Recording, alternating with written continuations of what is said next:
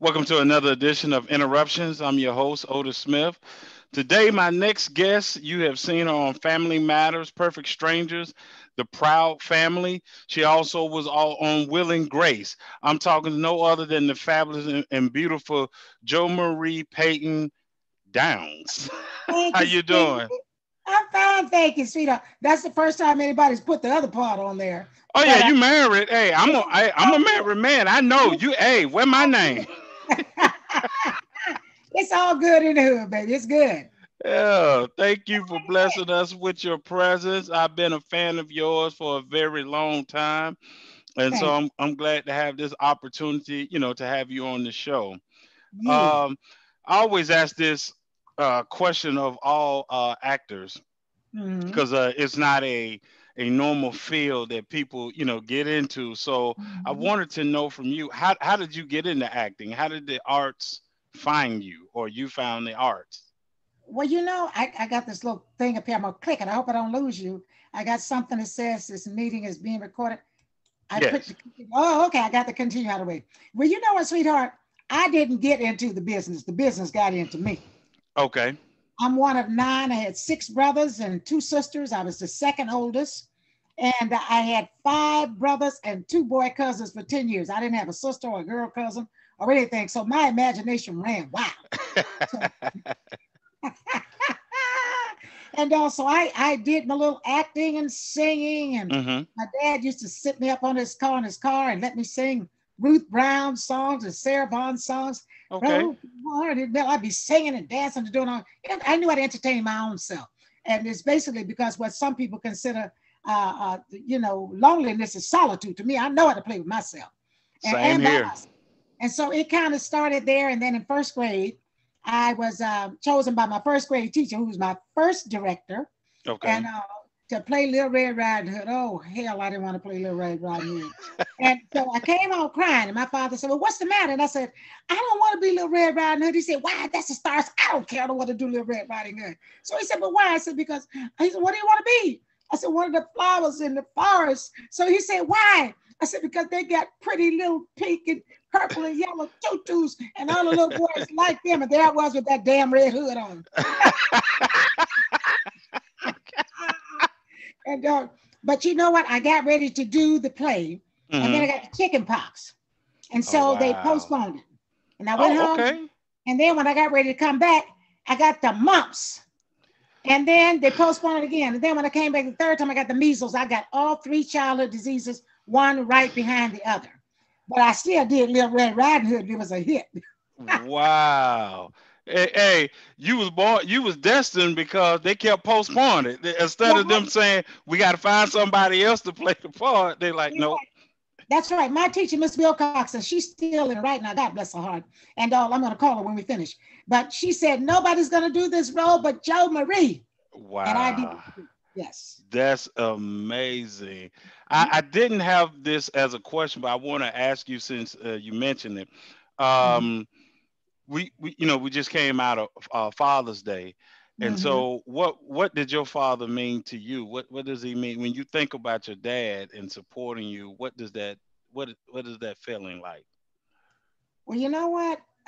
My father was absent from my home from the time I was 12 years old up Hmm. until I graduated high school.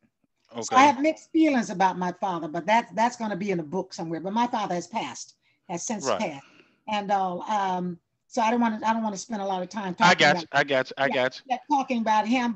But I got six brothers, five brothers now. The only one that's passed is a Marine. you. So Okay. I got five brothers that I think are incredible fathers. I have some marvelous friends that I think are incredible fathers. And then my husband is a great father to my daughter and my granddaughter. And also there are a lot of good men that I can say a lot of wonderful things about. And so I'm going to save that other about my father Yeah, for I know for the book. For the book, I make sure I get a copy now. I got to read that. you. You will, but I'm so glad that you asked me about him and that you acknowledge Father's Day because to me it's just as important as Mother's Day. Well, it was so funny. I did an interview with Carvin Winans, and Hmm. we were talking about that, and we always talked about Father's Day. I just tell people I think they need to move Father's Day and just put it during football season. That way, that way it'll be easy on the women. Just either have him an event at the house where he can watch the game, or give him Uh-huh. tickets to the game. Either way, he gonna be happy. But guess what? Look how special you guys are because Father's Day now is going to basically always fall around Juneteenth. So you can Yeah, celebrate both.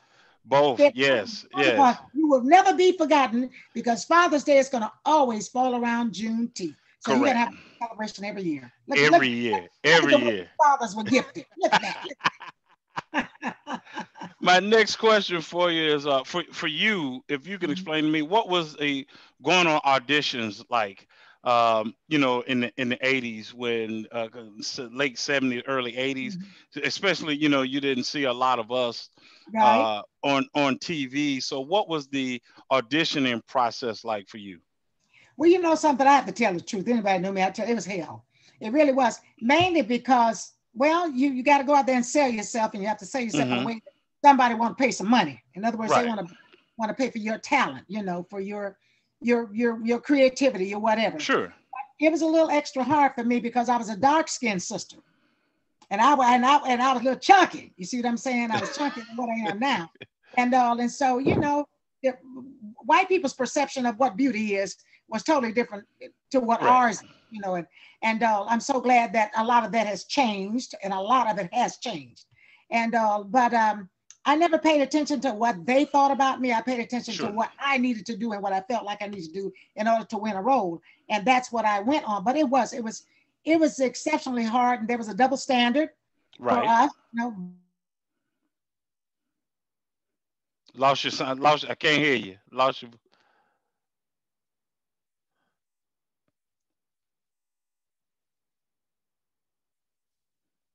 but you know what I say, Go ahead. Otis? It was difficult. It was very difficult. Race wasn't the only factor. They Hmm. expect you to look a certain way. If you didn't look like the Barbie doll model, or Right. then you were kind of second shift or whatever. That's what they called it. I never really felt it heavy like that because I always had a high self esteem. Okay. My mother said I walk tall. Somebody say Miss Payton never 5'4". My mama said she walked tall. There And it is. he would always say, she'll never enter a room and nobody not know she's there. And I think it's because I enter with the energy of, hello, how are you? I enter with the positive energy because I believe good is going to always outweigh bad, and that friendly outweighs unfriendly and all that Right. kind of thing. I walk in with a positive attitude wherever I go. And Right. if I would go in an audition and I didn't get the role, I still would thank them. When I walked in, they say, hello, how are you? I'm Jomarie Payton. And they say, how are you? I'm fine, thank you. So a lot of them are kind of surprised by that because some people don't want to greet you. You know what I'm saying? True. Yeah. Especially when I went to LA, and I'm from Miami. I was raised in Miami. Gotcha. And it was culture shock to me going to LA. I went there when I was 24, going on 25, but I was touring. I auditioned for the first touring company of Pearlie after they left Broadway with Cleavon Little and Melba Moore. The Okay. tour started in Miami. I auditioned for it, and I got a principal role. So I became equities. I became a professional actress at 24. But I remember that audition too. I got to tell you about that audition since you mentioned auditions. I didn't want to go to the audition. I had done Okay. everything. Junior college, I did all those productions over there and made the junior college kind of like a community theater because if they knew I was doing something there, they would show up after work. I remember this gentleman, he would come in his overalls. They Oh made wow. sure they came if I was in a production of the Amen Corner, Simply Hmm. Heaven, Lost in the Stars, whatever I did, they would always come, whether it was a musical or a straight Sure. dramatic piece. And so when Pearlie came to town, they auditioned at the Coconut Grove Playhouse, which was our big union house in Miami. Okay. And I said, I'm not going. So my drama teacher at the junior college, he said, no, you have to audition. I said, no. I said, I don't have any music. I don't have I don't have a resume. I don't have a picture. I don't have anything. Uh huh. Can you, No, uh-oh, I can still hear you. let me decline her. Okay. So my daughter calling. Oh my goodness, Okay. I don't have to do it. Let me turn my phone off. Let me just turn the phone off. And that way hold on. This is real. We got to do this real. No, hold on 1 second. I got Okay. to, oh my goodness. Chantel, I'm on an interview. I have to call you back, baby. I'm on an interview. All right, bye. All right. Now let me turn the phone off, power it off altogether. We on live, y'all. It's live. It's real life, okay? Anyway, Otis, long story short, Uh-huh. I said I wasn't going to do it. He said, no, you have to do it. And I didn't have a ride because I didn't have a car then. So Okay. he said, I'll pick you up and take you. So he took me down to the Coconut Grove Playhouse. Okay. When I went there, I saw all of these people auditioning cattle call. I found out what a cattle call was. All of Okay. these people auditioning because they know that they were going to tour and there was an opportunity to become professional. And so when they called me in, I never will forget it. Joyce Brown, her name was Joyce Brown. She Okay. was the first African American conductress on Broadway. A Oh little history. wow. Her name was Joyce Brown. And a gentleman by the name of Stockton Briggle was the director. And then there was of course, the pianist and stuff. So when I walked in, I had nothing. So, but courage. I But walked in, I said, hello. I said, hello. They said, hi. I said, my name is Jomarie Payton. And they said, okay. And nice to meet you, Jomarie. Where are you from? I said, well, I'm actually from here. And we had a little conversation going. And then they kind of looked at me and I kind of looked at them. And they said, well, do you have, I said, I don't have a picture and I don't have a resume, but I can sing. They said, okay. So I sang, if I should take a notion to jump into the ocean, ain't nobody's business if I do. I mean, I was jamming. okay. If my band ain't got no money, I say take out the mountain. I was cutting up. Let me tell you, I was cutting up. They said, okay, Jomarie, wait outside for us. I said, okay. So I went outside and I Uh-huh. waited for an hour and a half. All these people auditioned. I was still sitting there waiting. Mm-hmm. And after they left, they said, Jomarie, can you come inside? And they Uh-oh. said, can you be at rehearsal tomorrow? I almost lost my mind. I went home. I went to John. His name was John Pryor. Mm-hmm. And we rode home. I was crying. He was laughing and everything. And that just kicked off the entire career outside of doing community theater prior to that. Right. And also doing all the operettas. They were called operettas when we were in elementary school. Then I got an award my senior year in high school playing the part of Mama in A Raisin in the Sun. Everybody did that one. A Raisin in the Sun. And I got Best Actress and I got a partial scholarship to the University of Miami. And also I was Miami's Little Wonder Girl and the rest is history. I took off on that show in 1975. We toured, landed in Philadelphia, Mm-hmm. the National in DC, and we went to LA. We were supposed to go to Vegas, but we stopped in LA at the Aquarius Theater. Never will forget it. And the show ended there. We were Okay. supposed to go to Vegas and then go to Paris. It ended there. And Robert Guillaume was in there. Robert Guillaume was Yes. he was Benson. our star. Him and Patty Joe Dempson, Norma Donaldson, Ken Page. Oh, we had a bunch of heavy hitters in there. And they all went back to New York and they said, Joe, you come and go to New York. And I said, no, because I was scared of New York. Because I went into New York. The first time I went to New York, Okay. audition, I went in to replace Mabel King in The Wiz. And she came Wow. back. She came back. So I didn't do it. And Right. then, but I was scared because I was there by myself. And it was during the time that we were in Philadelphia performing in the round. And I got scared. My friend that was supposed to show up to meet me didn't show up. I was nervous. It was my first time on what is the thing on the ground? The train that goes on the ground, subway. Subway. And Okay. my first time on that, and I was nervous and scared, and it shocked me to death. So I didn't go back to New York until I was doing Perfect Strangers, I think it was. And I went in to do Joan Rivers and Regis and Kathy Right. and Rolanda, all of them, Ricky Lake. I did everybody's show. That's when I went back into New York and had a marvelous time with Joan Rivers and all. I had a good time with all of them. My aunt used to love Jones River. My I aunt love used to Joan love Rivers. Jones Yeah. River. Mhm. And you segue perfectly into my next question. So that's a professional as you are, which was for what was that feeling like with all the auditioning you've been doing and like you were saying the plays and things that you had done on stage. What was Mhm. that feeling like to when now you were appearing on a show like a Perfect Strangers, Mhm. especially it wasn't a all American African American cast, Right. but they Right. saw your talent. What was that feeling like for you to say, okay, I'm getting my foot in the door now, mainstream? Uh-huh. Well, you know something? Prior to Perfect Strangers, I had done 5 episodes of Silver Spoons. That's when Ricky Schroeder and Yeah, yeah. Jason Bateman. Alfonso. Yeah. Yeah, they were all little kids then. I did 5 episodes with them. I had done Small Wonder, a couple episodes of Small Wonder. I had done my first actual television appearance was on the Red Fox Variety Show. After he did Sanford and Son, He did a variety show with Slappy White, Prince Spencer, uh, Okay. uh, LaWanda Page, all of them.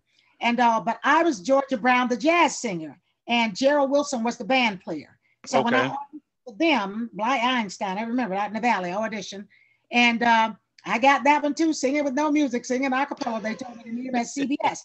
So when I went over at CBS, and well, of course, I had gotten the role. So I'm singing with Red. He's playing this band leader, Dr. Sausage and the Pork Chops, and I'm Georgia Brown, okay? Okay. And Carol Burnett's show was right across from us. We were over at Oh wow. Carol Okay. Burnett, Dickie Lawrence. I remember had a whole hour lunch with Dick Van Dyke and Lauren Green and all these people. I just met all these people. They're Wow. wonderful. But at any rate, Tim Conway would come over sometimes during rehearsal, and Okay. I'd be singing. And so one day, I think the first time he came, I was singing a tisket, a tasket, green, a yellow basket, whatever, something I was singing, Okay. or jump down, whatever. He loved it. So he would come over, and I did 12 of those shows. I did 12 shows for him, but I did 6 as the jazz singer. But Okay. Tim would come over, and one day he came over, and there were three dressing rooms on the stage. It was Red, myself, and then whoever the guest was going to be. One Okay. time, Bill Cosby, I played his wife in a skit we did. But at Oh any rate, wow. yeah, I did. I might have been his first TV wife in a situation comedy because we did a skit together. Anyway, Tim came and I had her knock on my door. And I said, yes. I said, open the door. And they opened the door and I stepped and I said, ooh, ooh. She said, hi, I'm Dinah Washington. I said, you sure are. She said, Wow. I just wanted to tell you that I love your voice. And I said, well, thank you so much, Miss Shore. So when she left, I closed the door and I was all crazy and everything. So that's one of those things that you were talking about, those moments. But in auditioning for Perfect Strangers, and I would always audition. That's why I don't do it anymore right now. I really don't. It's offer only for me. I'm sorry. I'm not being cocky or anything like that. But I'm 70 years old. There's a lot of stuff I out get there. it. You know who I am, what I do. You Right. see me right now. I'm healthy. I'm not blind. I'm not crippled. I'm not crazy. Right. And and I don't get upset when people don't want to use me because I don't want to do everything anyway. I don't want to Gotcha. work all the time anyway. Okay. I've been a union actress almost 50 years. But at any rate, when I went to Perfect Strangers, Mm-hmm. uh, I auditioned for that. I didn't know it was a reoccurring role because Okay. I had come home to bring my baby home to meet my mother. My daughter was 9 months old. Okay. And I was sick as a dog. I was so sick. Oh my God. I needed to go home just to eat some of my mama white lima beans and oxtail. I needed something to make me feel good because I had that baby. I was tired and I was sick. I was married to her father, who was a wonderful man. And I told my mom, I said, listen, I was working for a travel agency. I was sales administration manager for a wholesale touring company. European tours, Olson's Okay. Europe, the best there were. You didn't get a better tour than Olson's Europe and Travel World. And so I had that job to do. So the night before I left, it was on a Sunday night, I told my mom, I said, listen, I'm going to give this 10 more years. And if something doesn't happen, I'm going to take one of these good jobs that these people keep offering me because I would get offered jobs, good jobs too, making good money because I was not a stupid actress. Right. I was crazy because I'd run on auditions during my lunchtime. And I knew how to do things. And I did payroll. I did for 250 people. I did seminars. I did everything. Okay. I did my own resume. I've never had a professional resume done up. I did it myself. I typed it myself. Had a friend take my picture. I knew how to make stuff happen. I'm a Leo. So anyway, when I went to audition for Perfect Strangers, Uh-huh. sick like I was, and my agent at that time was Lil Cumber. She's one of the oldest black agents there. Wow. Said, I need you to go over. And at that time, where I worked at was 10 minutes from Warner Brothers Studio in Okay. Culver City. Okay. So I shot over there on my lunch break. I didn't tell anybody. I just went on over there like I would do all the time, lying, talking about I was going to lunch. I'd be going on a break, on an I audition. ain't mad at you. And you got to do what you got to You do. gotta do what you So gotta do. I went over there. I auditioned. When I walked in, there were like about 5 people in there. I think it was a lady named Paula Roth and Bill Okay. Bickley. I think Tom Miller and Bob Boyett were there, and one of the directors. That might have Okay. been Joe. I'm not sure. I think it was Joel. So it was Okay. 5 people. So I said hello, and they said hi, and I auditioned and everything. And I walked. They said thank you so much. That was great. So I walked out, and when I left, I went to my girlfriend's house because she was sick when I left, and I hadn't seen her. And so Okay. I asked my husband to go pick up the baby. So I stayed over. And because a lot of people don't know the story, but I can tell you it's really crazy. So anyway, I stayed over there about 2 hours. So I called my husband. I said, "Did you get the baby? How's she doing?" He said, "She's fine. Where are you? Your agent's looking for you." She said, "You got contracts to sign." I said, "What?" Wow. Oh, lost you. Uh oh, lost you again. Can't hear you. That next day Okay. and audition, and I saw Joe Zwick. He was the director, and Hmm. Joe Zwick was also my director for Silver Spoons, for all the Silver Spoons I had done.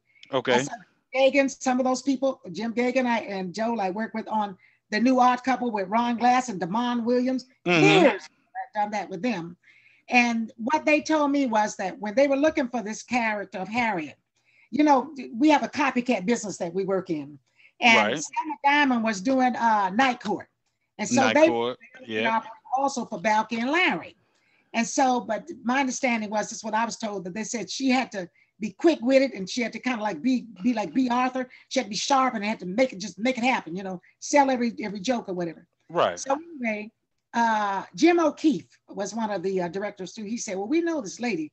We don't know her real name, but boy, we know she could do it." So Tom Miller said, "What is her name?" They said, "We don't know, but she played Big Mona on The Odd Couple."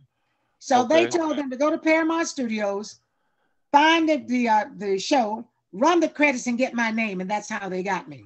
So I Wow.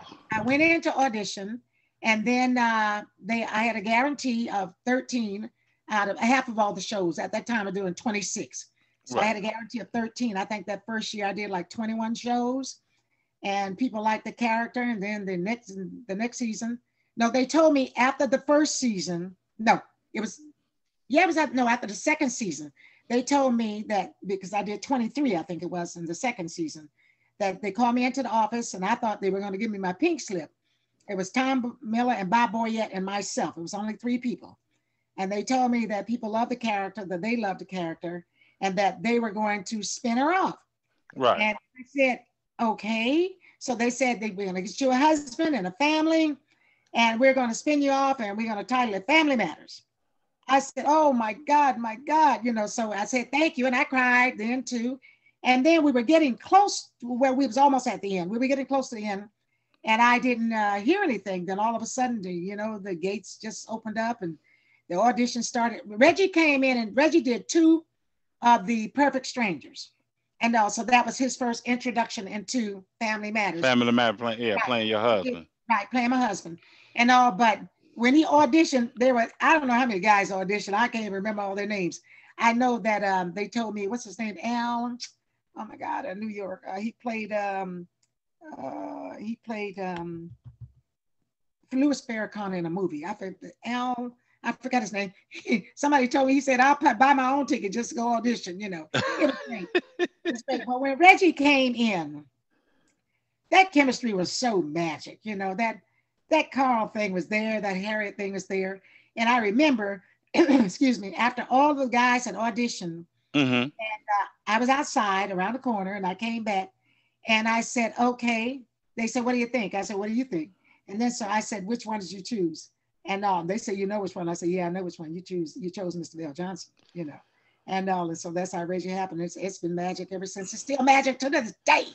To this He. day, it's still magic. What I appreciate your contribution when you guys got Family Matters, as a spinoff, Right. was it was the imagery. So you had, the Cosby showing what we Mhm. could be on a higher level. When I say Right. higher level, I'm just talking about the job situation and Right. the lifestyle.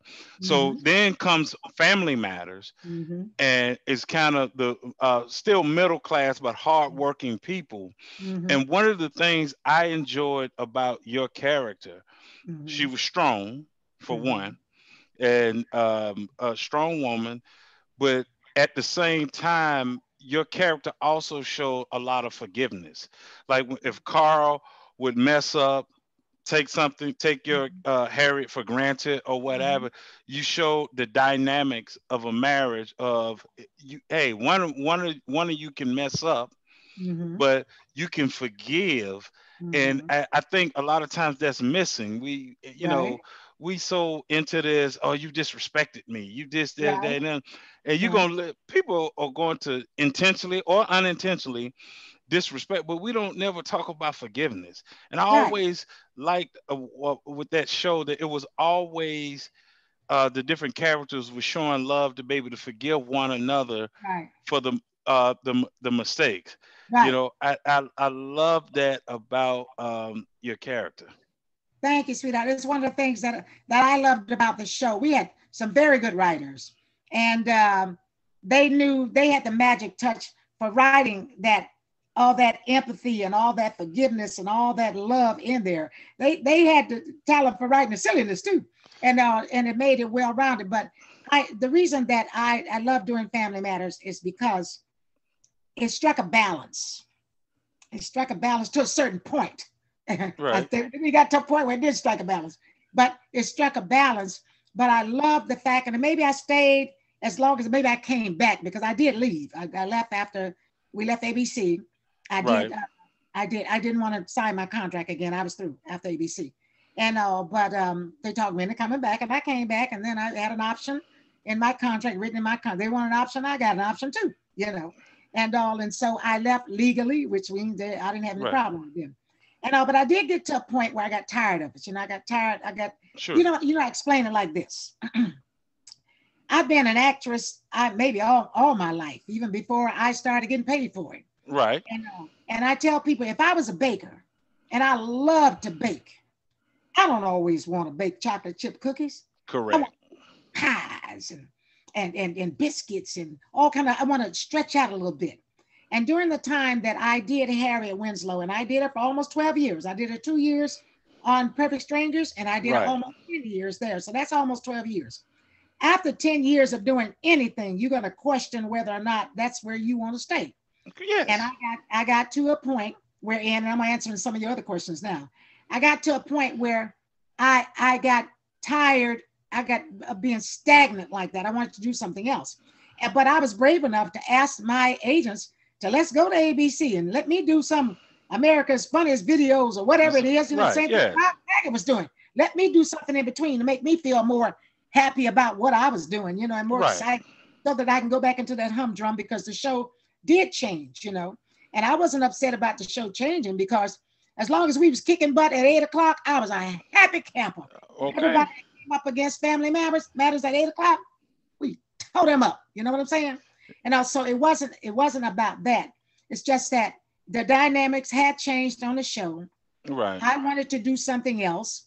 And and I did. I left. They asked me to come back. I came back. I always did my job. Yeah, And you did. You did. I And did I my job. and I think sometimes with shows, as you know, when they run their course, it's Mhm, because when you, especially like when you have kids involved, the mhm, kids grow up. So some of the mhm, silly stuff that you can write for kids, they're mhm, older, mature, and you can't write that anymore. mhm. And Now, and so the now let character, everybody changes. right, everybody changes. Now let me just mention something to you because Sure. you're the first person that I've talked to since that interview on what is it what is it? Unsung, Unsung, uncensored. uncensored. Uh-huh. Now TMZ has called me where they contacted me Mm-hmm. about four times. They contacted me. And I gave them one statement because we heard all the foolishness. I didn't hear it that night. Somebody called me. So getting something real special because Okay. I didn't go on with anybody. As many people called me and wanted to do an interview. I haven't Sure. done it. I did it with you. Okay. Thank you. And but I knew it was going to be asked the same way. I have another one on Saturday. It's going to be asked. I know it is. So I Mm-hmm. want to address it. At any rate, when I got a call from one of my students, and they said, Miss Joe, because everybody Mm-hmm. calls me, did Okay. you see Unsung last night? I said, no, baby, I didn't see it. I'm in my car driving like I was when I talked to you. I'm always driving. I said, no, baby, but when I get home, I'll check it out. He said, okay, I'm not going to say anything. I'm just going to let you check it out, okay? So I went to my daughter's house, and Uh-huh. I said, Chantel, find Unsung. It's on BET or TV1 or something. I don't know which one it's on. Find it. And go to the show with Jaleel. So Uh-huh. we saw it, and she was mad as all get up and go. She said, Mama, she said, you not mad? I said, no, I ain't mad with you, Jaleel. I said, like the old folks say, I ain't studying Jaleel with his crazy self. But at any rate, Anyway, I called Reggie. I called Reggie. Can you still hear me? Yeah, I can still hear you. I called Reggie to ask him if he had seen it. He said no, he hadn't seen it, but somebody told him about it. And then Kelly had called me. People were just calling back and forth. I said, you know what? I'm not going to even entertain Jaleel.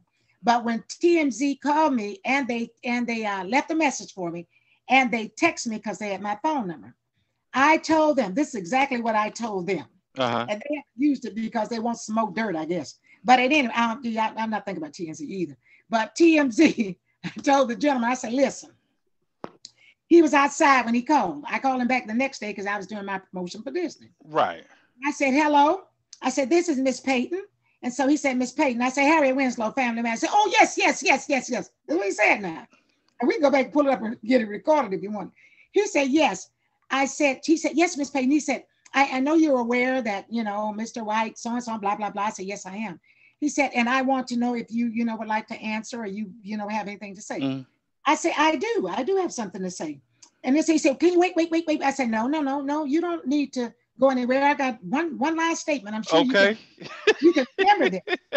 He said, wait, but Miss Payton. I said, you're going to remember this. I guarantee you. I said, listen up, because I'm only going to say it one time. I might say it two. Okay. Okay. I am humbled to be revered as one of television's greatest moms. Yes. And everybody knows that Mr. White is an occasional liar. And maybe he should stop smoking what he's trying to sell. And as the young people say, period, with a T. With a T. And that was it. That's all I said. Right. Now you got it too. So if they never put it anywhere, you got what I gave to TMZ. And that's the way I feel about it. It's what now, and you're right. You did give me a bonus because I wasn't going to ask that question. But I would have been mad at you if you didn't ask it. I tell you why. I wasn't going to ask that question. Mm-hmm. Even when I saw it, the interview, but I didn't take it the way, like you said, the TMZ, TMZ and all these news outlets trying to call you for interviews and probably trying to call They want to blow it up. They want to blow it up. I took it as a kid at that time, him as a kid, not understanding if you guys were saying, hey, listen, don't wear a dress, don't do this, don't do that. Okay. I took it. Hold on. I'm not saying that happened. I'm just saying if it happened, I took it where I was taking it, where I was looking at it from was you guys were trying to educate him on something that he may not have known. It's like me coming into your business, asking me to do something, and in the business, I have no clue. And you put the side and say, "Oh, look, you can do this," but I'm telling you, once you do this, not going to be able to come back from it. You're going to be okay. Now let me tell you something. Okay. It never happened. Gotcha. I never said it. Mr. Bell Johnson never said it. And even when he did his interview, he said, and then my dad came up and said, was mad and said, my son has done this SHIT for a whole week and all. And it's a shame that grown people make this. All of it is a lie. His father never came. He made it sound like Michael came up and shouted and then jumped on Reggie. He never did because it never happened. Reggie and I never commented about him wearing a dress.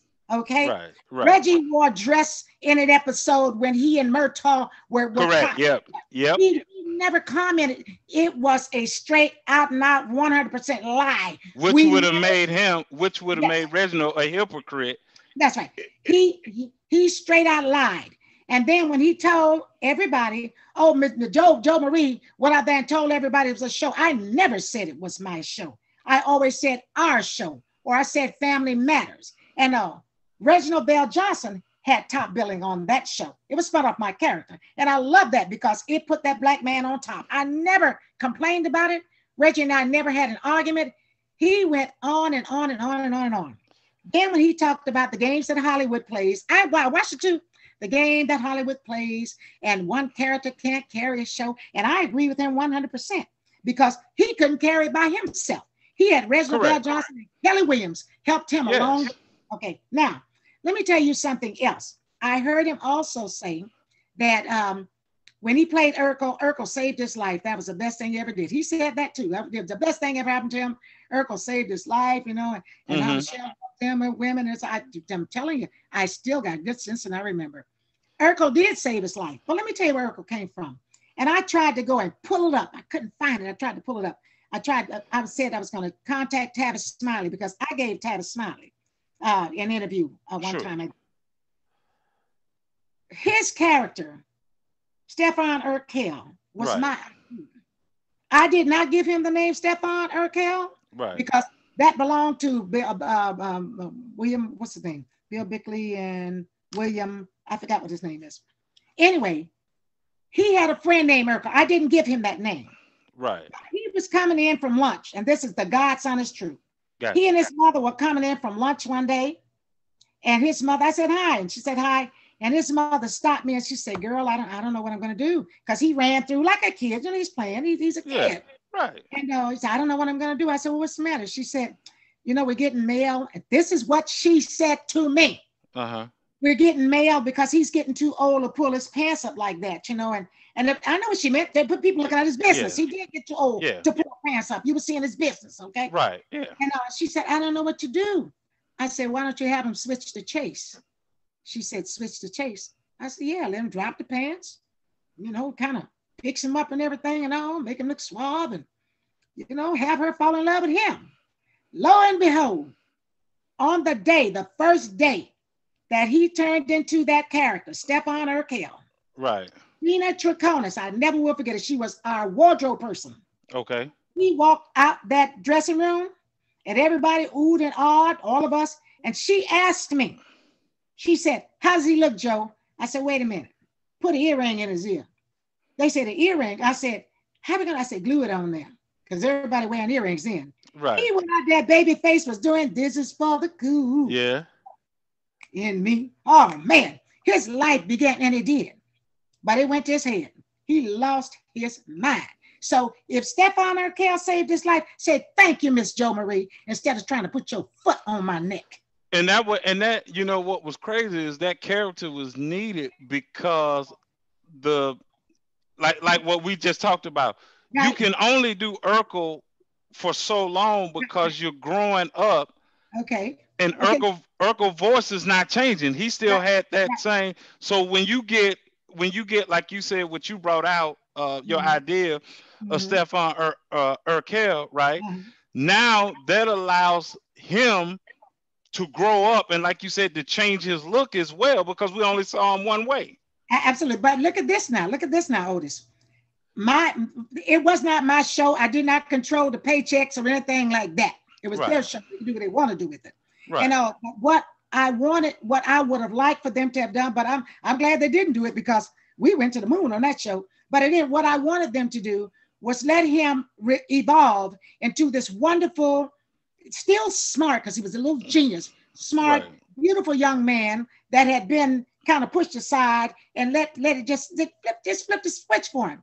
But instead, his character was so iconic, and you can't take that away from him. He was a talented little fella. He really Yeah. was. And he was so iconic. They were not going to get rid of Steve Urkel. No, no, no, no, no, no, no, no, no. He was too big. So what they did was they came up with the machine, and he would go in the machine and come out as the Kung Fu Man, and Yeah. came out as murder. That's how he came out as Murder Urkel. He came out as all these different characters. He would come out of this machine. Now he came out of the machine one time as Gangster the Dog. You know, somebody Oh from yeah. see, OG. Yeah, I know you're talking about. let me tell you how stupid I was, okay? Because I don't deal with young folks stuff. We were doing an episode of Gangster Dog, and there was something that he wanted to do, and I said, "No, we can't do that. I'm sorry, we can't do that because standards and practice is not going to allow that. We can't do that." And then how are we going to explain that to the audience? We can't do it. So a lot of times I'll be checking them on stuff, you know. And he was so mad with me. Oh my God, he didn't like me doing the mommy thing with him because he could do what he wanted to with his mama, but he couldn't do nothing with me. Okay, I'm just Right. telling you right out, flat out. So anyway, he went back there kicking and carrying on like a fool. And Darius was back there. That's Eddie. Yeah. So Darius came out and he said, "Oh wow." I said, "Well, what's happening?" He said, "Mom, you talking about a melee." I said, "What is a melee?" I didn't even know what the hell a melee was. That's a fight. I said, he want to fight me? I went to go get him to beat us behind. And Darius grabbed me and pulled me back. He said, no, my eyes going to whoop his behind because that's what he needed. You know what I mean? Because he had gotten a big head. Now, people said, okay, that I was jealous of Jaleel. I've never been jealous of Jaleel. Never, ever. Because if I had, anybody that knows me know I won't. My mama told me if I went somewhere and I was unhappy and I didn't like the way they played, get my toys and come home, okay? And that's the way I am. That's why I still buy peanut butter and jelly, because I ain't ashamed to go back to the way I used to live. I But like peanut butter and jelly. yeah, peanut butter, who? You know, I'm But not I don't gonna. like grape now. It's got to be strawberry. I don't like. Got to be strawberry now. I like it all. I put some syrup on it if I don't have I no jelly. put I'd have been there too. Syrup on mine. But long story short, Hmm. I liked Jaleel. I did when he first came, and I know it's hard not only for him but for any kid that comes into business. And then they turn into this superstar. And yes, he did come into our show. We had already gotten our back nine, though. Let me tell you that right now. We had already gotten our back nine, so we had to 12 when he came in. But he was phenomenal. I'm not going to take that away from him. He was a great character. Maybe some people didn't like him because he was silly and this, that, and blah, blah, blah. But he was smart. So that part kind of helped out a little bit. And it wasn't all his fault. I must honestly say, I felt sorry for him. It wasn't all his fault. Once you get to that point and you're everybody's bank, Right. you know, your agent's bank, your parents' bank, the producers, the studio, and everybody else, then you start thinking that you're greater than God. You know, you're a legend in your own mind. Right. And I felt bad for him in that way. I also felt sad for him that he resented me the way he resented me. But I felt bad about it. I wasn't sad. But the thing about it is, I got to a point where I didn't let it bother me because I'm an adult and he was a child. And I was older than his parents. And I was never going to let him or any other child disrespect me or run over me. It never was going to happen. Well, you're not supposed to. Right. One of the biggest arguments we had on this show was he got to a point where he wanted to do whatever he wanted to do. Right. He wanted to spit in my sink. I said, no, he will not spit in my sink. He will not spit. We don't spit in our kitchen sink. He will not do it. And he did not do it. I also didn't like the fact that he called Rosetta Lenoir, who was the grandmother, Estelle. Now, we all, myself, Reggie, and Thelma, we did have a little gripe about that. We didn't want, because we don't call our grandparents by their first name. So we didn't want it. But they did it anyway. We let it go. You know. But there were a few things that I didn't like, and I was never afraid to speak up about it. But that's interesting. That you say that, because I do remember watching, and I was wondering why Urkel, not only Estelle, but he would say Harriet or Carl. Yeah, he disrespected all of us. And and growing up, that either I'm going to call you mom, right, or Mrs. Winslow. Like that's right. And you grew up like I did, and that's what the kids do. My daughter right now is 37 years old. My daughter said, Miss Ruthie or Nana or somebody, you always put a tag on it, you know. And even with some of my friends, I don't let them call me by my name. If they start to call me, I just don't answer.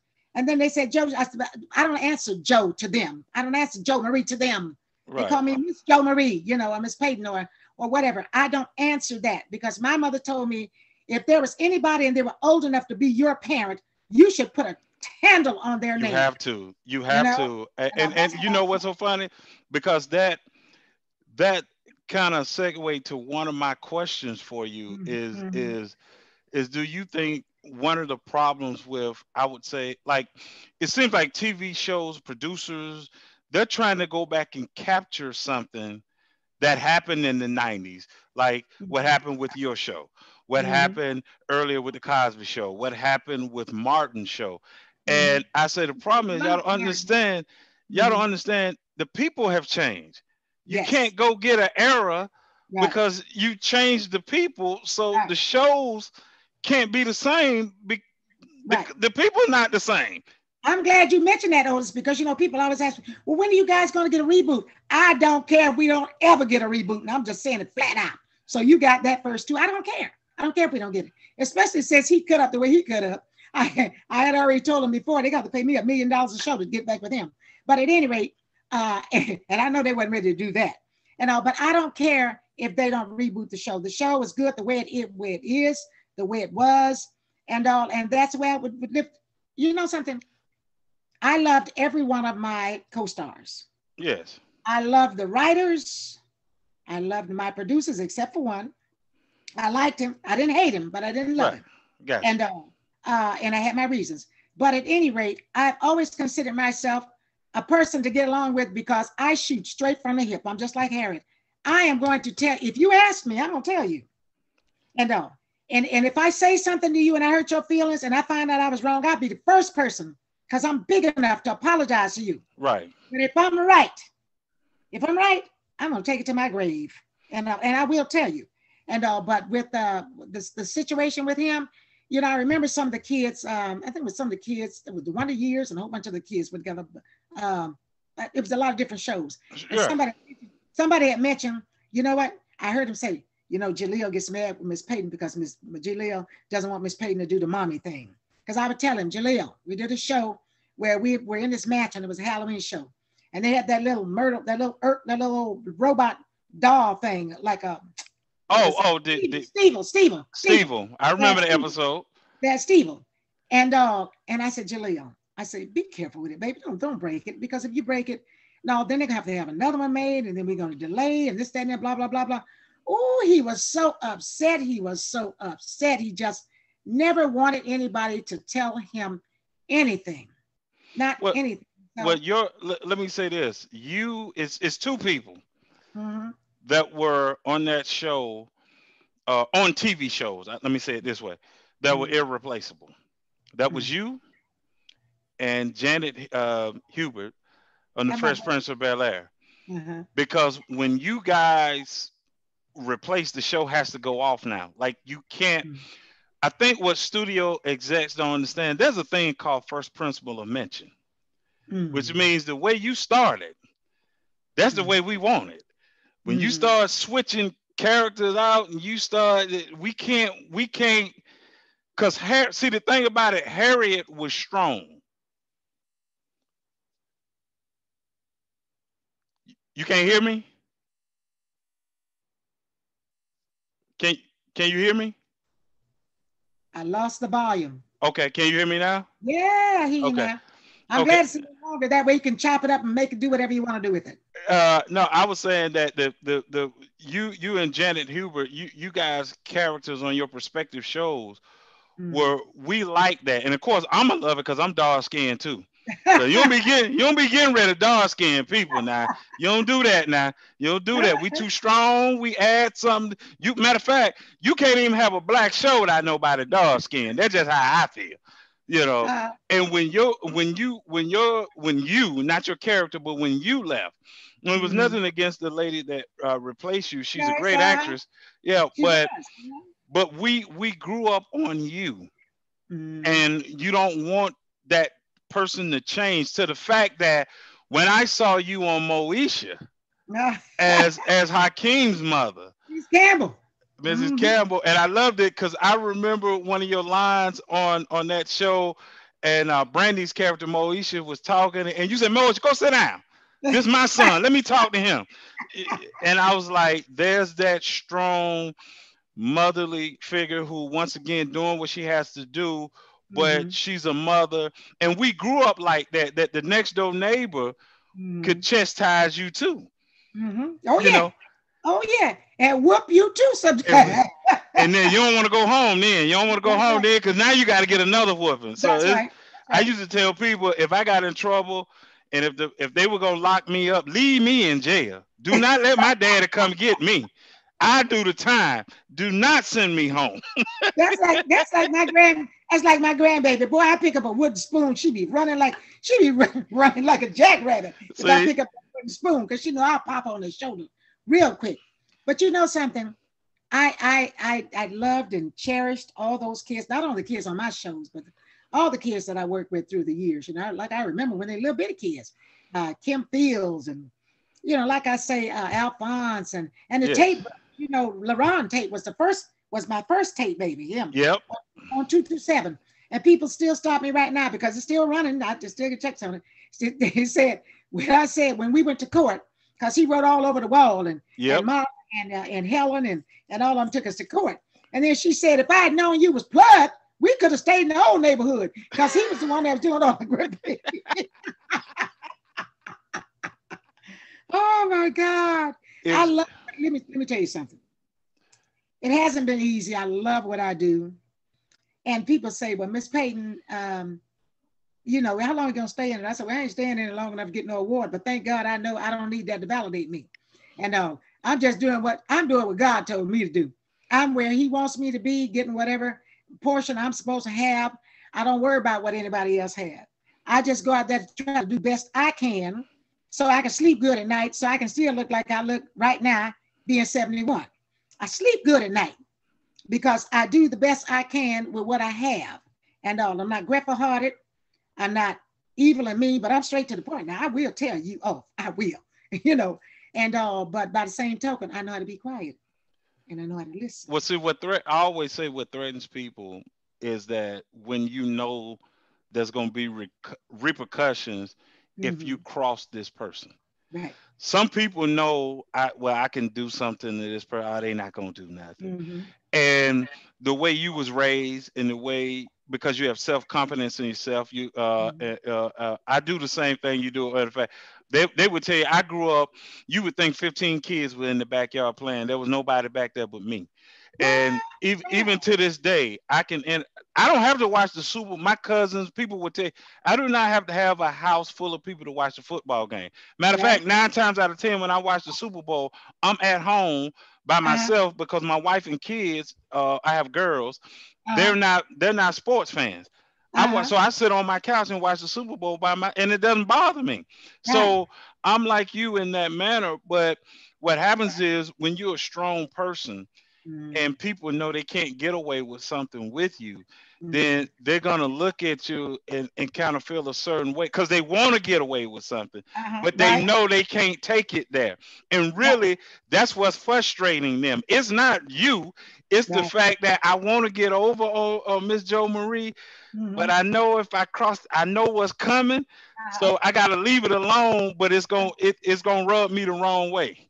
I honestly think sometimes, Otis, that because nobody else would say anything to him, I think they kind of like that I would. They weren't going, well, they didn't fire me, not that they couldn't have, they didn't fire me or whatever. I think they I want to say, I don't want to say like the fact that I would check him or put him in check, but somebody needed to do it and they allowed me to do it. It's the same way when the kids were on the show, I asked their parents one time if I could talk to all of them, together. And I used to tell them, don't go out there and tell dirt the same way you do at home. Don't go out there and tell our business because people Right. are going to want to know.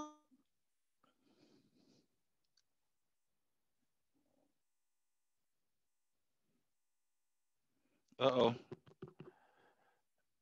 Uh, can you hear me? There you go. You back. Go ahead. I'm going to sit still then. I remember when Waldo came to us, Waldo's mother brought him to us. He Okay. was he was recurring on the show, he'd spot in and spot out. And his mother passed during that first year that he was doing our show. And we loved him so much. Sean is his real name.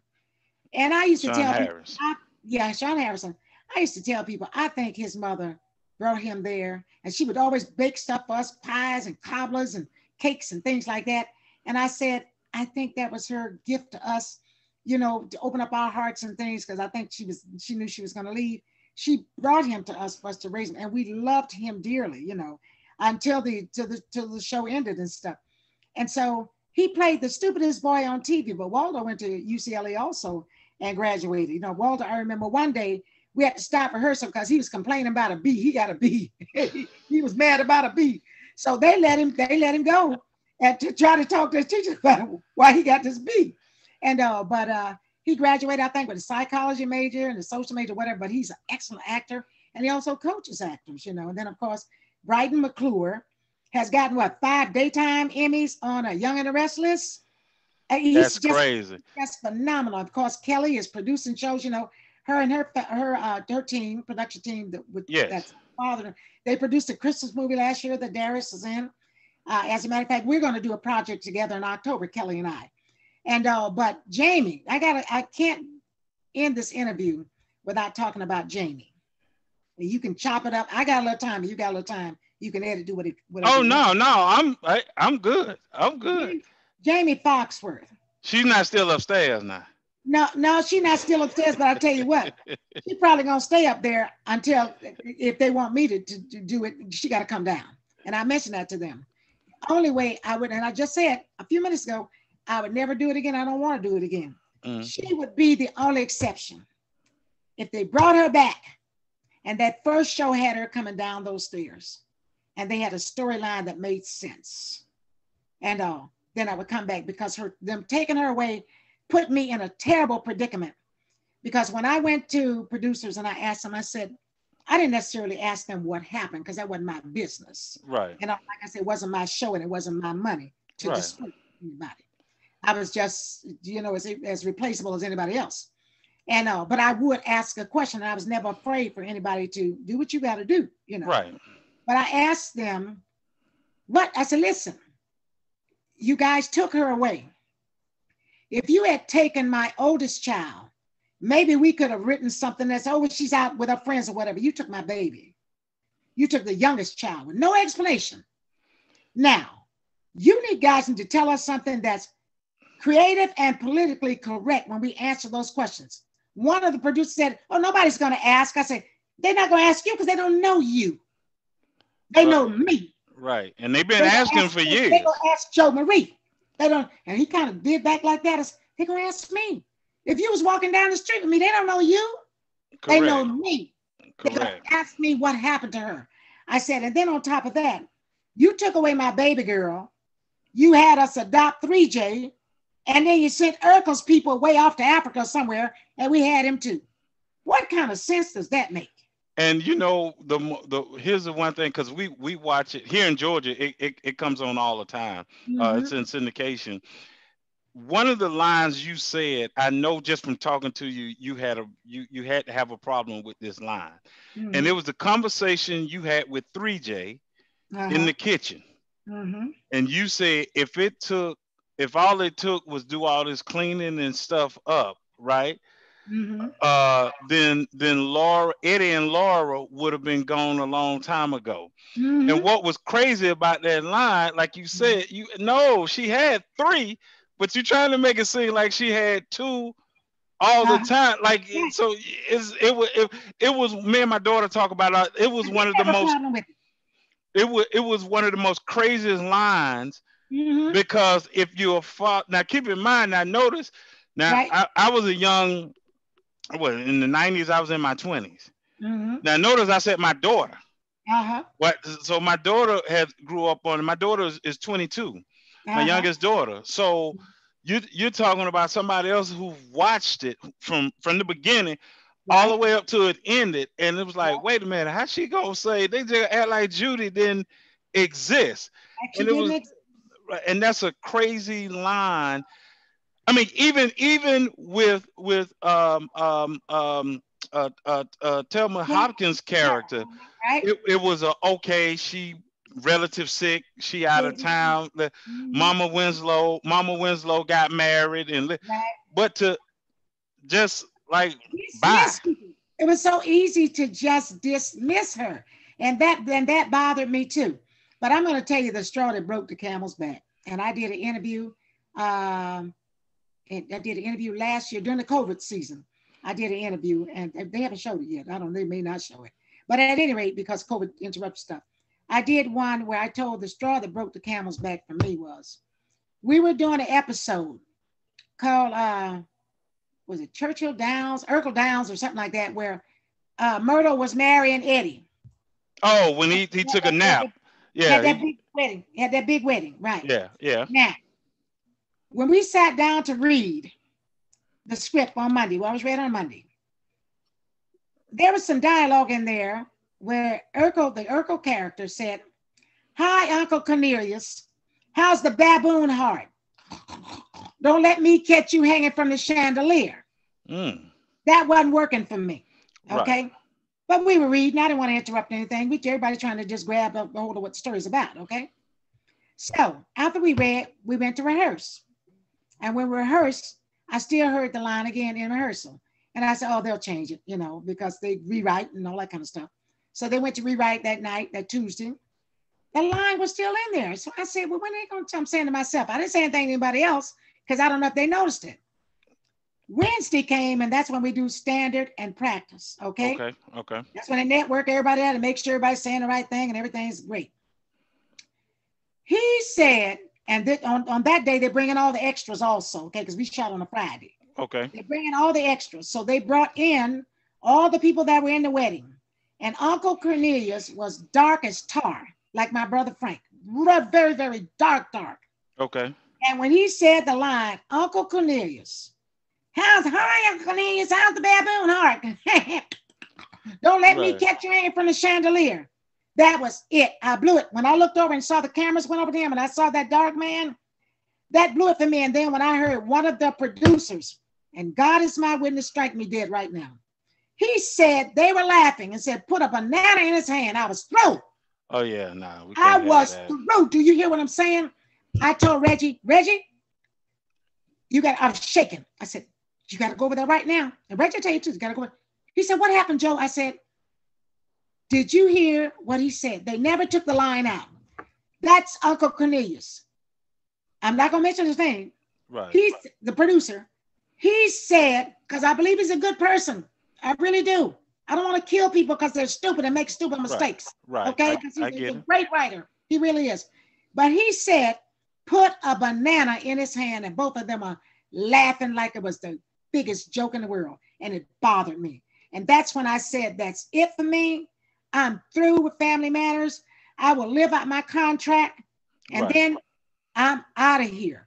But the biggest thing, that was the straw that broke the camel's back for me. But when I said I wasn't coming back, and they moved to CBS, and they coerced me into coming back, because I did have a meeting. I told them no, I was a free agent. I wasn't coming back because they had stipulations, and no, because maybe I was trying to check everybody too much or whatever. And so when we came to an agreement, after they had their, they wanted options. I said, well, then I want options too. They said, we don't give options to artists. I said, well, okay, then I'm a free agent. Got in my Mercedes and drove down the street. So they were driving down the street on the side of me. A week later, one of the attorneys called my agents, tell Miss Payton to come on back. We'll give her what she wants.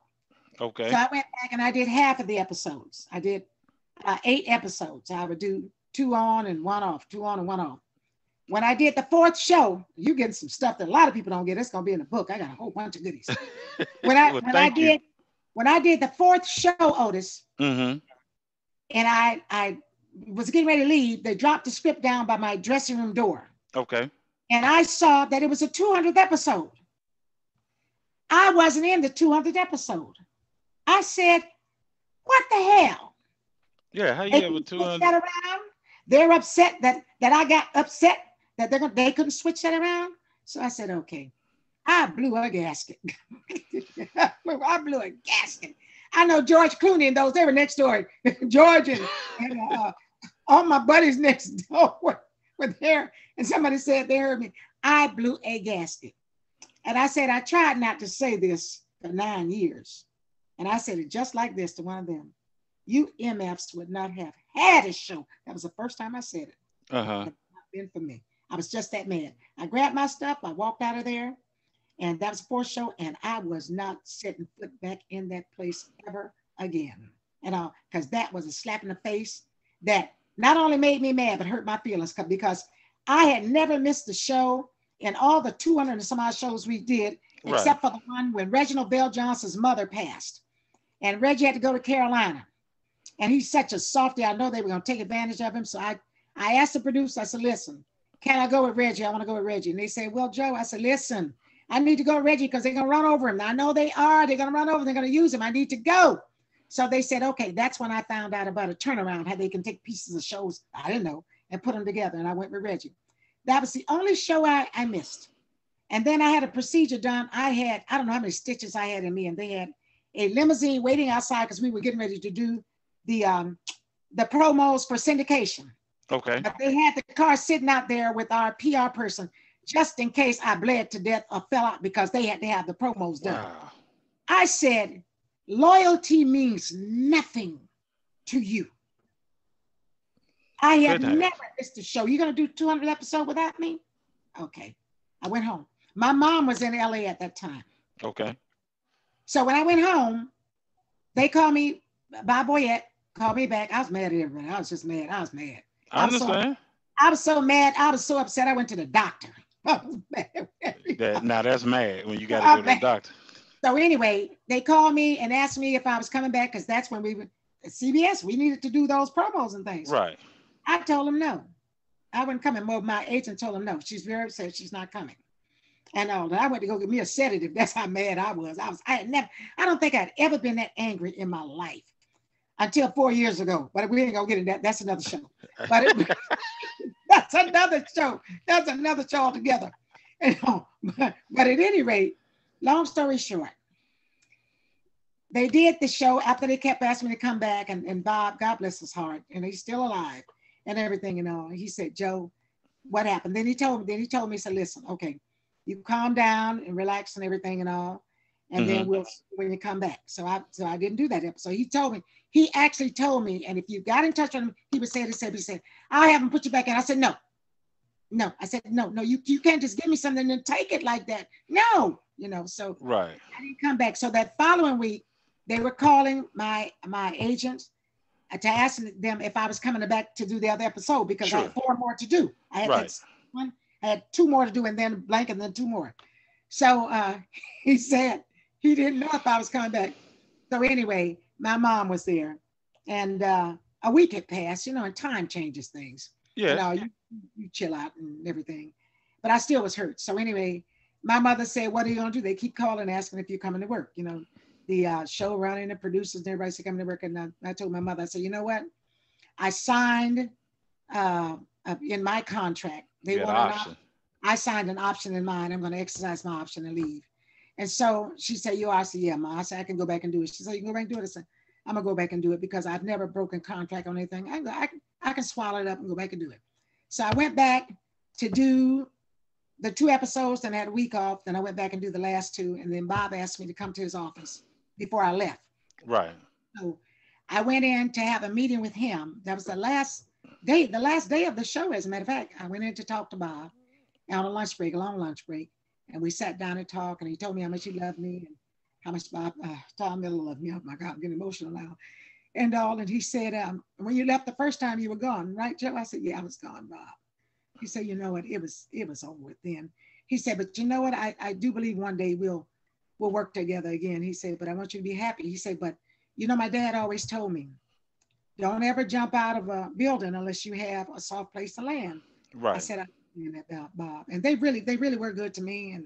And they offered me an opportunity to direct a show. They told me to shadow Joe's Vic. They did all they introduced me to my accountants, and they were just, I loved them. And 2 years after I left the show, they still sent me Fruit of the Month because they know I probably was the only person that still loved it. So they sent it to me. But that day was a very emotional day for me. And I left you're getting some stuff nobody has got. That's interruptions. When I left out of his office, I just thought I was going to explode. I was just so full. But I went there, I breathed deep, and I did the show. And after I did my last show, nobody knew it was my last show except for the cast and the production team, the audience, because we always did it in front of the audience. Nobody knew I was leaving. So I got through that show. I mean, it was just like clockwork. It was like clockwork. And when I did my last bow, you can hear people sniffling. Some people were sniffling. And a couple of the people in the production came and said, Joe, don't. I said, that's it. I'm out. I went upstairs and I'd already had my husband come over with my truck to load up the rest of my stuff out of my dressing room. And so he had the truck. He went out before me. I was going out the gate in my car, my big black Mercedes. They know what I had. And Jamie Foxx said he was going to get one just like it. He might have about 10, 12 of them now. Jamie was right across from us. I played his mama. That's right. That's right. But at any rate, I got to the gate. You notice when I got to the gate, the guard that was always there for all of those years that I was at Warner Brothers, sometimes I'd be running a little late because I'd be dropping my daughter off to school. Right. And he'd look out the window and he'd see me and he'd say, come in this lane, Miss Payton, this lane. And he'd get me through so I could get to the stage on time. And also when I got to that gate, he got on that phone, he said, she's at the gate. She's at the gate. Otis, I turned around and looked, and the guards were running from everywhere. And when they said goodbye, Miss Payton, Oh wow. I lost it. I completely lost it. I looked in my mirror and they were saying, "We love you, Miss Payton. We love you, Miss Payton. We love you, Miss Payton." That's when I could barely drive home. I cried so hard. Um, it was very emotional, You and but I got over it. But that's because I think it's because I treated everybody the same and they knew it. I didn't value any one person more than I did the other. My Christmas gifts were always a total of 110, 113, whatever the number of people we had in right. production. That's what my Christmas gifts were. I did the Family Matters watches. I did Family Matters towels. I did hats. I did T-shirts. Tom Miller and Bob Boyette got the same gift that young man that used Everything. to come and throw my script over my security gate. Everybody got the same Same gift gift. because it took everybody to do that show. Show. Yeah. But you know something? No good deed goes undone. When That's true. Family Matters was over, and I had fallen on a hill, and I took a plug out of my knee about the size of a quarter. Uh-huh. I have a replacement right now in my right knee. When I would go on auditions and things, my walking gait had changed tremendously, and I was in a lot of pain. Okay. I remember I went to audition for a show, and I sat in my car for a while before at the corner before I even got up to the gate. And I said, "Oh God, I don't even know if I can walk to the stage for the audition." Mm-hmm. Lo and behold, one of the guards was at that gate at 20th Century Fox. We did it, one of us. Wow. He was at 20th Century Fox. And I said, he said, "Hey, Miss Payton." I said, "Hey, baby." And he said, "Where you going?" I said, "I was going over to Will and Grace." I was going to was it Will and Grace? I was going to something. Anyway, Uh, I was going to Will and Grace, so I'm not sure if it was Fox or not. Anyway, he said, I said, "But baby," I said,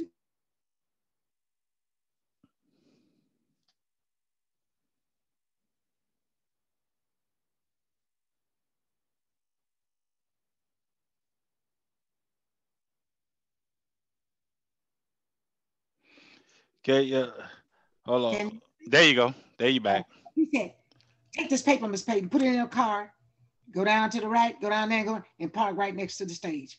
He Okay. said, "Park right next to the stage so I wouldn't have to do all that walking." And that's just because the treasure and the blessing that you are. And My I mother. always admire people who stand and be themselves, especially in the business that you've been in for years. You remind me, far standing on your principle, Mm-hmm. where I did an interview with Erica Gimple, who Mm-hmm. played Coco on the TV show Fame. Uh-huh. And I saw the same thing in you that I saw in her, which was you can tell people who stand for something because, like you said earlier, that you're just not going to do anything just to get a check or just to Right. trying to say you still out there, you know. Right. And I wish more people would tap in to people like yourself that want to be in, excuse me, in the industry Mm-hmm. to get some wisdom Mm-hmm. because I see too many people, from afar. I remember I had interviewed Michael Collier, and he Mm-hmm. wished me I nothing love but, Michael. yeah, Yeah. Michael wished me nothing but luck and blessing with my podcast. And he Mm-hmm. said, "Man, I see you in Hollywood," and I was like, "No, you won't, because you." Mm-hmm. See, you from Miami. I'm from Georgia, and see, But I was born in Georgia. I was born in Georgia. I see, I just left Georgia. I was born in Albany, Georgia, okay. at Phoebe Putney Hospital. But hey, I just told a cousin of mine because she was telling me to Uh-huh. go get a passport. We trying to plan a family vacation, Uh-huh. and I said, "Now I'm born in '71." And I Mm-hmm. said, I looked at my birth certificate. I said, "You know what it says?" She said, "No." She said, "I said it says Negro." Now I said, "Now I thought by the time we got in the '70s, we wasn't using Negro no Right, more. right, Why is right, my birth certificate?" right, I said, "I right, thought we were black and proud in the '70s." right. But you know what? But we back black and proud now. I tell you that. Yes, and I've and always, I've always been black and proud, and maybe that's why I don't want to say that anything that stopped anything that was going to happen for me, because right. my mother told me a long time ago, anything that's yours, you're going to have it, and anything that's not, you won't. And learn to deal with it. And then I learned a long time ago how to pray. But Gotta I pray. learned also to ask God for the strength to accept whatever answer He gave me, because He's not going to always do things the way I want them to be done. Correct. He's going to do them. It's already written. He is the big director, the script writer, and all that stuff. That's why I don't get upset when things don't go my way. I don't get upset. I used to have girlfriends that got mad when they didn't get parts. Girl, you didn't get my. No, it wasn't mine. If it was mine, I would have had it. Yeah. And I done well with it. And I know some shows that have asked for a character like me, and the show didn't even make it. They should have had me. But at any rate, Hey, but that's, and like I said, that's why I've enjoyed about your career and the characters that. Oh, you can't hear me. Let me see some.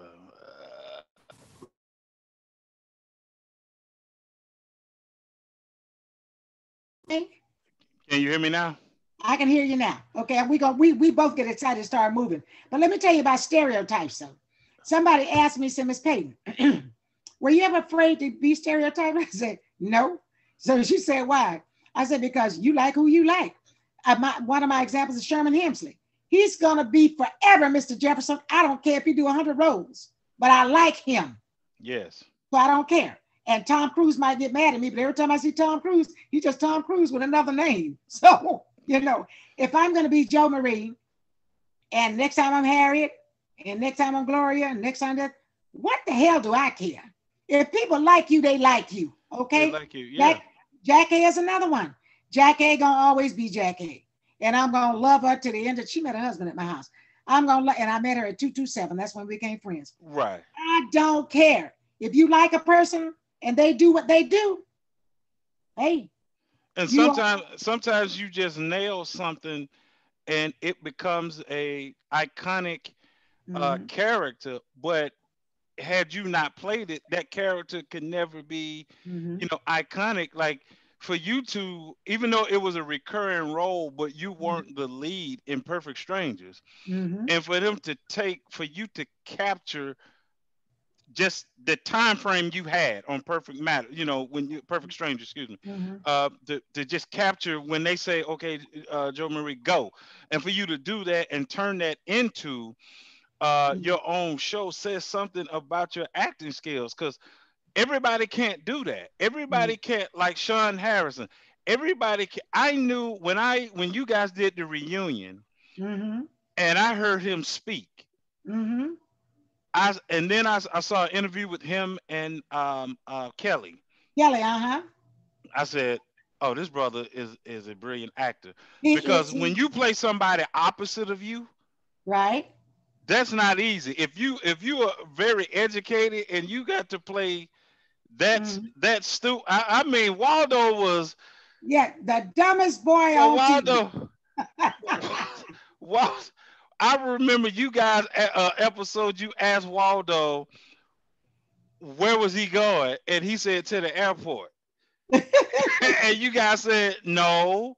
Why are you going to the airport? And he was like, to go out of town. And y'all was like, no, I'm trying to ask where you go.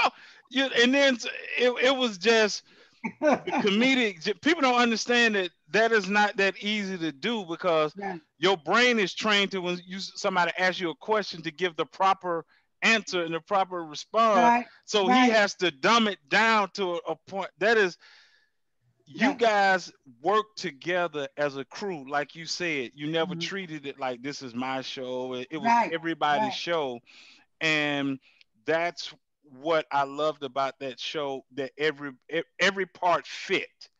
And oh Lord, you keep losing me.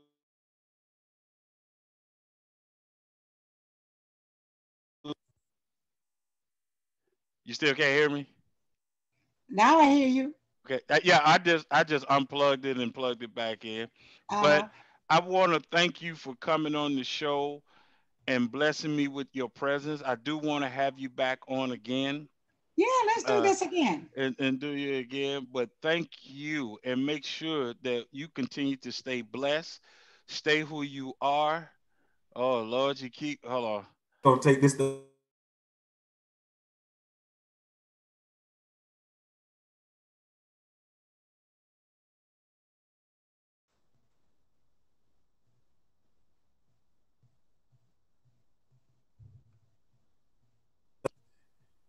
Okay, can you hear me? I can hear you. Okay, Otis, I have to do this. I hope you can hear me. Nah, I can't hear you.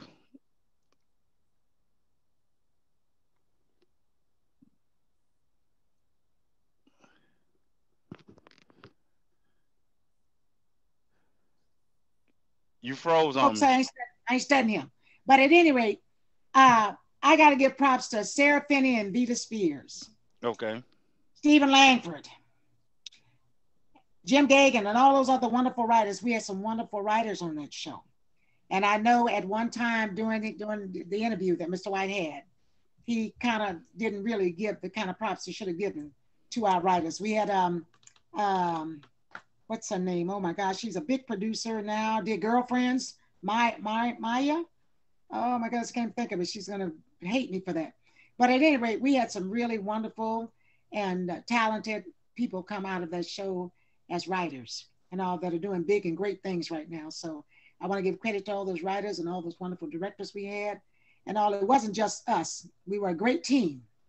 We were a great ensemble. And I just want to tell the viewing audience out there, thank you so much for loving us so much and just keeping us going. Well, thank And you, and I trust me, I'm going to be inviting you back on again. all righty, thank you. Bye, family.